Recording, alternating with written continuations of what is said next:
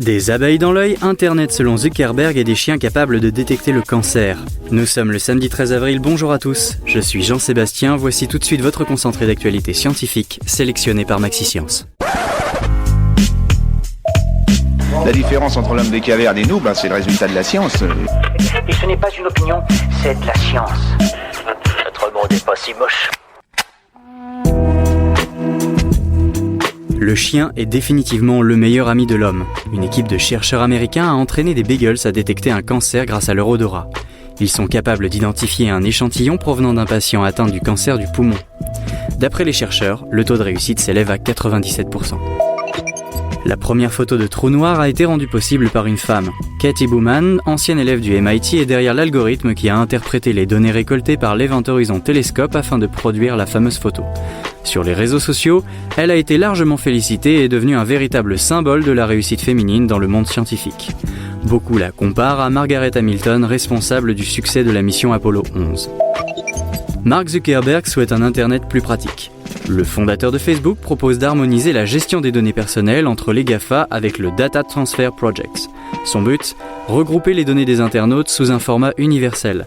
Cela permettrait par exemple de faire circuler les données plus facilement d'un compte Facebook à un compte Google et inversement.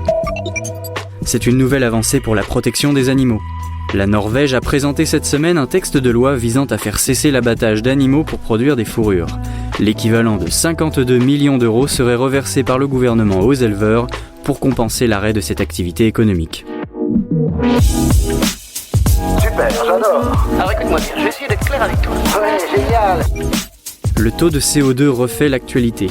Le journal britannique The Guardian a décidé d'inclure la concentration de CO2 dans l'atmosphère à la page météo du site. Le but ? Réveiller les consciences sur le réchauffement climatique et informer les lecteurs de la qualité de l'air souvent mauvaise.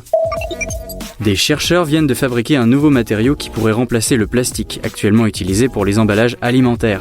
Issu d'un mélange de caoutchouc et de plastique biodégradable, ce nouveau matériel serait plus naturel, plus solide et plus flexible. Pour poursuivre leur travail, les chercheurs envisagent maintenant de trouver des partenaires fabricants. Des abeilles dans les yeux, c'est la découverte d'un ophtalmologue sur une femme taïwanaise se plaignant d'une infection à l'œil. 4 petites abeilles vivaient à l'intérieur et se nourrissaient de ses larmes. Bonne nouvelle, les abeilles et la femme ont été séparées et se rétablissent. SpaceX continue d'enchaîner les succès. Le constructeur a mis à contribution sa super fusée, la Falcon Heavy, pour mettre un satellite en orbite. Comme prévu, les 3 lanceurs de la fusée sont revenus sur Terre et ont atterri sans incident. D'après la NASA, la Falcon Heavy pourrait à l'avenir servir pour de nouveaux projets. C'est tout pour aujourd'hui. On vous dit à demain pour de nouvelles actualités scientifiques. Mais en attendant, si vous souhaitez approfondir les nouvelles du jour, rendez-vous sur le site de Maxi-Science. Voilà. Il ne reste plus qu'à vous remercier de votre attention. Au revoir.